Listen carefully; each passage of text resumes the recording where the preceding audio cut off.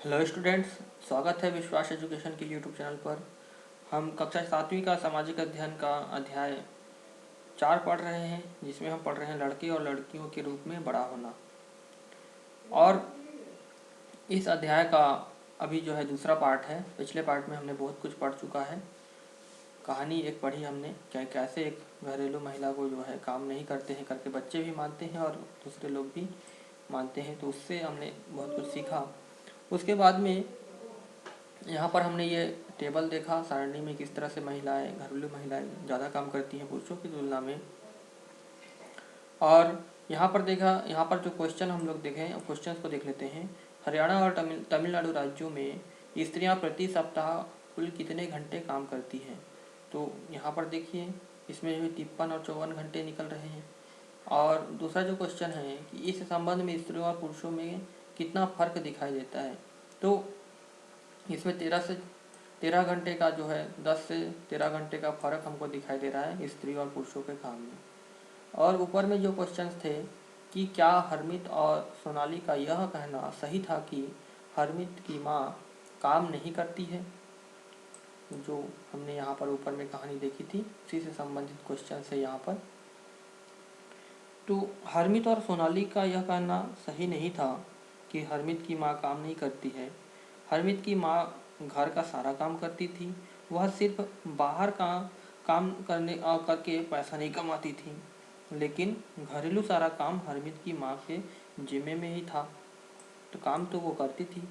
दूसरा जो सवाल है यहाँ पर, आप क्या सोचते हैं अगर आपकी माँ या वे लोग जो घर के काम में लगे हैं एक दिन के लिए हड़ताल पर चले जाएं तो क्या होगा? अगर हमारी माँ या वे लोग जो घर के सारा काम करते हैं और एक दिन के लिए हड़ताल पर चले जाए तो घर का सारा काम ठप हो जाएगा, या घर का सारा काम हमारे पिताजी को करना पड़ेगा, जो करने के लिए आदि तो है नहीं, तो बहुत सारी गड़बड़ियाँ होंगी। और कई घरेलू काम जैसे कि खाना बनाना, कपड़े धोना आदि काम जो है हमारे पिताजी को नहीं आता है। ऐसी स्थिति में हमें भी जो है खाना सही ढंग से नहीं मिल पाएगा और खाना बाहर होटल से भी मंगवाना पड़ सकता है अगर घर वाले के जो काम करते हैं वो काम नहीं करेंगे। तो अगला क्वेश्चन क्या है, आप ऐसा क्यों सोचते हैं कि सामान्यतया पुरुष या लड़के घर का काम नहीं करते? आपके विचार से क्या उन्हें घर का काम करना चाहिए? तो हम ऐसा इसलिए सोचते हैं क्योंकि अधिकांश घरों में घर का काम जो है लड़कियां या महिलाएं ही करती हैं, इसलिए पुरुष या लड़के को घर का काम नहीं करना पड़ता है।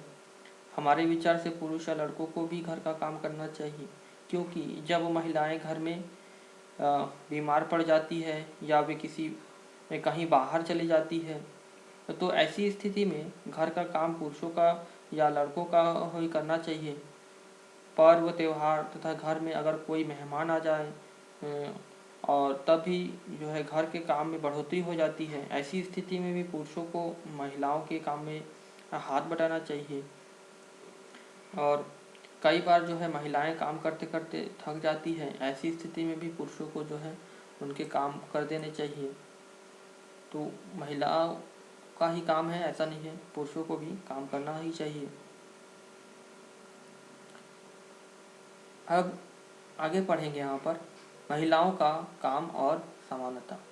जैसा कि हमने देखा, महिलाओं के घरेलू और देखभाल के कामों को हम महत्व देना एक व्यक्ति या परिवार का मामला नहीं है। यह स्त्रियों और पुरुषों के बीच असमानता की एक बड़ी सामाजिक व्यवस्था का भी भाग है। इसलिए इसके समाधान हेतु जो कार्य किए जाने हैं वे केवल व्यक्तिगत तथा पारिवारिक स्तर पर ही नहीं वरन शासकीय स्तर पर भी होने चाहिए। हम जानते हैं कि समानता हमारे संविधान का एक महत्वपूर्ण सिद्धांत है। संविधान कहता है कि स्त्री या पुरुष होने के आधार पर भेदभाव नहीं किया जा सकता, परंतु वास्तविकता में लिंग भेद किया जाता है। सरकार इसके कारणों को समझने के लिए और इस स्थिति का सकारात्मक निदान ढूंढने के लिए वचनबद्ध है। उदाहरण के लिए सरकार जानती है कि बच्चों की देखभाल और घर के काम का बोझ महिलाओं और लड़कियों पर पड़ता है। स्वाभाविक रूप से इसका असर लड़कियों के स्कूल जाने पर भी पड़ता है। इससे ही जो है निश्चित होता है कि क्या महिलाएं घर के बाहर काम कर सकेंगी, यदि करेंगी तो किस प्रकार का काम कर या कार्यक्षेत्र चुनेंगी। पूरे देश के कई गांवों में शासन ने आंगनबाड़ी एवं बालवाड़ियां खोली है।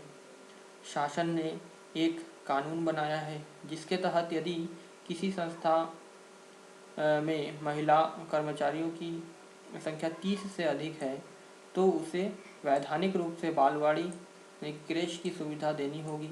बालवाड़ी की व्यवस्था होने से जो है बहुत सी महिलाओं को घर से बाहर जाकर काम करने में सुविधा होगी। इससे जो है बहुत सी लड़कियों का स्कूल जाना भी संभव हो सकेगा। तो शासन के द्वारा कुछ नियम तो बनाए गए हैं इस क्षेत्र में। जैसे कि यहाँ पर आप देख रहे हैं आंगनबाड़ी का एक चित्र यहाँ पर है दिया गया है जहाँ बच्चों का देखभाल किया जा रहा है। मध्य प्रदेश के एक गांव में आंगनबाड़ी केंद्र में बच्चे, बहुत सी स्त्रियाँ जैसे कहानी में सोनाली की माँ और हरियाणा तथा तमिलनाडु की महिलाएं जिनका सर्वेक्षण किया गया घर के अंदर व बाहर दोनों जगह काम करती है। इसे प्रायः महिलाओं के काम का दोहरा बोझ के रूप में भी जाना जाता है। तो घर में भी काम करती हैं फिर वो जाकर दूसरों के यहाँ भी काम करती हैं, तो दोहरा बोझ हो जाता है महिलाओं के ऊपर में। आप क्या सोचते हैं यह पोस्टर क्या कहने की कोशिश कर रहा है? यहाँ पर देखिए ये पोस्टर जो है महिलाओं के काम और उसके संघर्षों के बारे में दिखा रहा है। यहाँ बाहर के काम हो रहा है या घर के काम हो रहे हैं, सारे कामों को यहाँ पर दिखाया जा रहा है। यहाँ एक पोस्टर बंगाल की महिलाओं के द्वारा समूह ने बनाया है, एक समूह ने बनाया है। क्या इसे आधार बनाकर आप कोई अच्छा सा नारा तैयार कर सकते हैं? तो यहाँ पर जो ये बंगाल की महिलाओं ने एक पोस्टर बनाया है, यहाँ पर दिया क्या लिखा क्या है, दौश हाथे करके ऐसे कुछ दिया है। दौश हाथे बेगार खाटी पाई अपमान खोटा लाठी। इसका मतलब होता है कि हम लोग, मैं 10 हाथ से काम करती हूँ और उसके बदले में मेरे को क्या मिलता है, अपमान मिलता है, ताने मिलते हैं और लाठी मिलता है। 10 हाथ में बेगार खाटना का मतलब होता है बिना धन के काम करना, जैसे बंधुआ मजदूर लोग करते हैं। बेगार खाटी का मतलब यही होता है, ठीक है। तो इस चित्र के माध्यम से महिलाएं कह रही हैं कि हम जो है इतना सारा काम करते हैं वो भी फ्री में, उसके बदले में हमें अपमान मिलता है, ताना मिलता है और लाठी मिलती है, ठीक है। आगे जो है अभ्यास के प्रश्न यहाँ पर दिए गए हैं। प्रश्न हम लोग देख लेते हैं। पहला प्रश्न क्या है, साथ में दिए गए कुछ कथनों पर विचार कीजिए और बताइए कि वे सत्य हैं या असत्य। अपने उत्तर के समर्थन में एक उदाहरण भी दीजिए। यहाँ पर जो पहला चीज़ है, सभी समुदाय और समाजों में लड़के और लड़कियों की भूमिकाओं के बारे में एक जैसा विचार नहीं पाए जाते। तो यह क्या है, सत्य है। ये तो सत्य है कि सभी समुदायों में जो है समाज में एक समान नहीं है, क्योंकि जिन समुदाय या समाजों में पढ़े लिखे लोगों की संख्या काफ़ी कम है या जो समाज रूढ़िबद्ध परंपरा से जुड़ा हुआ है, उन समाजों में लड़कों और लड़कियों की भूमिकाओं में के बारे में जो है एक जैसा विचार नहीं पाया जाता है।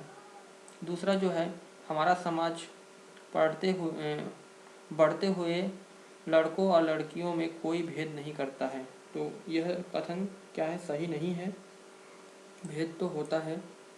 हमारे ग्रामीण या नगरीय समाज में भी लड़के और लड़कियों के परवरिश में भेद भाव किए जाते हैं। भले ही ग्रामीण और नगरीय समाज में भेदभाव करने के जो है अनुपात में अंतर होता है, लेकिन भेदभाव जरूर होता है। ग नंबर में क्या है, वे महिलाएं जो घर पर रहती हैं कोई काम नहीं करती। तो यह कथन सही नहीं है, क्योंकि जो महिलाएं घर पर रहती हैं वे घरेलू कामों को करती हैं, जैसा खाना बनाना, घर की सफाई करना, बच्चों का देखभाल करना आदि, ये सब प्रमुख काम वो लोग करते हैं। उसके बाद जो है घ नंबर के में है, महिलाओं के काम पुरुषों के काम की तुलना में कम मूल्यवान समझे जाते हैं।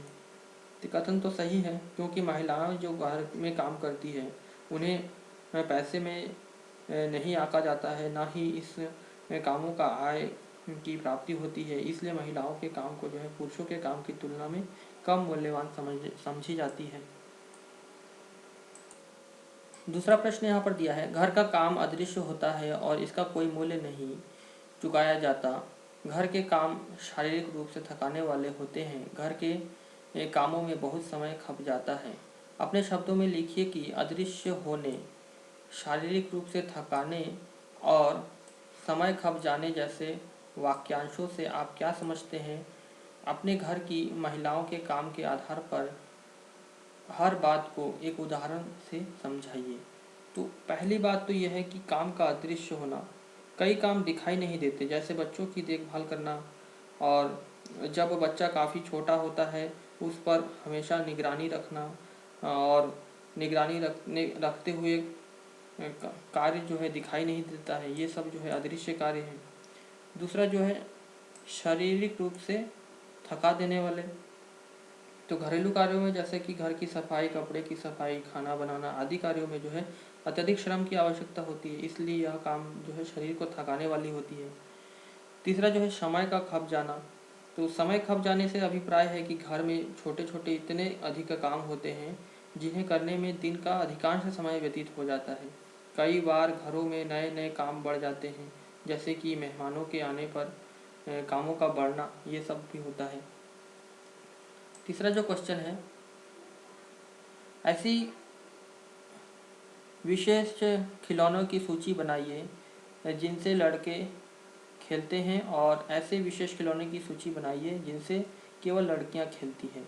यदि दोनों सूचियों में कुछ अंतर है तो सोच कर बताइए कि ऐसा क्यों है। सोचिए कि क्या इसका कुछ संबंध इस बात से है कि आगे चलकर वयस्क के रूप में बच्चों को क्या भूमिका निभानी होगी। तो पहले तो आप लिस्ट ये बना सकते हैं कि लड़कों को कौन से खिलौने मिलते हैं। तो लड़कों के जो खिलौने होते हैं वो होते हैं मोटर कार, स्पाइडरमैन, बंदूक, वीडियो गेम, क्रिकेट का बैट बॉल और गेंद, हवाई जहाज़, हेलीकॉप्टर, रेलगाड़ी, मोबाइल फ़ोन, ये सब। और लड़कियों के जो खेलने की चीज़ें होती हैं वो क्या होता है, गुड़िया, छोटे छोटे बर्तन और गुड़िया की ड्रेस, जो कि परिवार संभालने वाले संबंधित चीज़ें होती हैं। समाज में लड़के जब युवावस्था में पहुंचते हैं तो वे इन्हीं कामों को ज़्यादा पसंद करते हैं, जिसे वे बचपन में खिलौने के रूप में खेला करते थे, जैसे सेना में भर्ती होना, पुलिस या पुलिस ऑफिसर बनना, गाड़ी चलाना आदि कार्यों को करना पसंद करते हैं। इसके विपरीत लड़कियां युवावस्था में किसी भी कार्य करने के साथ साथ जो है घरेलू जिम्मेदारियां भी अवश्य निभाती रहती हैं, जिससे कि उनको जो है गुड़िया, छोटे छोटे बर्तन, उससे पहले से उनको खेलने का जो है आदत हो जाता है, तो वो बड़े होकर भी वो सब काम करते रहते हैं। यहाँ पर एक प्रश्न है, अगर आपके घर में या आसपास घर के कामों में मदद करने वाली कोई महिला है तो उनसे बात कीजिए और उनके बारे में थोड़ा और जानने की कोशिश कीजिए कि उनके घर में कौन कौन है, वे क्या करते हैं, उनका घर कहाँ है, वे रोज़ कितने घंटे तक काम करती हैं, वे कितना काम करती हैं। इस सारे विवरणों को शामिल कर एक छोटी सी कहानी लिखिए। तो इसमें से कहानी आप ऐसे यहाँ पर बता सकते हैं कि जैसे हमारे पड़ोस में एक महिला घर के कामों में मदद करने के लिए आती है, उसका नाम जो है राजेश्वरी है। उसके 5 बच्चे हैं, उसका पति सब्जी बेचने का काम करता है। उसके 5 बच्चे में 3 लड़के हैं और 2 लड़कियां हैं। उसके पति का नाम सोमेश्वर है, राजेश्वरी का घर दिल्ली के उपनगर गोकुलपुरी के नाले पर स्थित झोपड़पट्टी में है। राजेश्वरी प्रतिदिन 16 घंटे काम करती है, जिसमें 8 घंटे अपने घर पर काम करती है और 8 घंटे वे दूसरों के घर पर काम करती है। 8 घंटे दूसरों के घरों का पर काम करने पर जो है उसे 1800 रुपये मिलता है। उसका पति सब्जी बेचकर जो है 3000 से लेकर के 3500 रुपये तक ही कमा पाता है। तो इस तरह से जो है एक कहानी आप लिख सकते हैं। यहाँ पर कुछ शब्द दिया है, अस्मिता और दोहरा बोझ, देखभाल, अवमूल्यित। तो इस शब्दों को देख लेते हैं। तो अस्मिता का मतलब होता है यह एक प्रकार से स्वयं के होने यानी अपने अस्तित्व के प्रति जागरूकता का भाव है। ऐसा व्यक्ति की कई अस्मिता हो सकती है। उदाहरण के लिए एक ही व्यक्ति को हम लड़की, बहन, संगीतकार की तरह अस्मिता जा सकता है। और दोहरा बोझ क्या होता है? शाब्दिक रूप से इसका अर्थ यह होता है दोगुना वजन। सामान्यतः इस शब्द का महिलाओं के काम की स्थितियों को समझाने के लिए प्रयोग किया जाता है। यह इस तथ्य को स्वीकार करता है कि महिलाएं आमतौर पर घर के भीतर और घर के बाहर दोहरा कार्यभार संभालती हैं। देखभाल से अंतर्गत अनेक काम आते हैं, जैसे कि संभालना, ख्याल रखना, पोषण करना आदि। शारीरिक कार्यों के अतिरिक्त इसमें गहन भावनात्मक पहलू भी सम्मिलित हैं। अवमूल्यित, जब कोई अपने काम के लिए अपेक्षित मान्यता या स्वीकृति नहीं पाता है तब वह स्वयं को अवमूल्यित महसूस करता है। उदाहरण के लिए देखें कि अगर कोई लड़का अपने मित्र के लिए घंटों सोचकर खोजकर एक उपहार बनाता है और उसका मित्र उसे देखकर कुछ भी ना कहे, तो ऐसे में पहला लड़का जो है अवमूल्यित महसूस करता है। ठीक, उसको लगता है कि इतना जो करने के बाद भी कोई मतलब नहीं हुआ। तो ये एक अवमूल्यित शब्द का मतलब निकलता है इस लाइन से। तो यह चैप्टर हमारा ख़त्म होता है और कल से स्टार्ट करेंगे अगला चैप्टर, अध्याय 5, महिलाओं ने बदली दुनिया। तो उम्मीद है कि वीडियो आप लोग को पूरा समझ में आ गया होगा कि इस अध्याय में क्या बताया जा रहा है। महिलाओं के महत्व और उनके काम के बारे में बताया जा रहा है। वीडियो को दूसरे स्टूडेंट को शेयर कर दीजिएगा और वीडियो देखने के लिए बहुत बहुत धन्यवाद।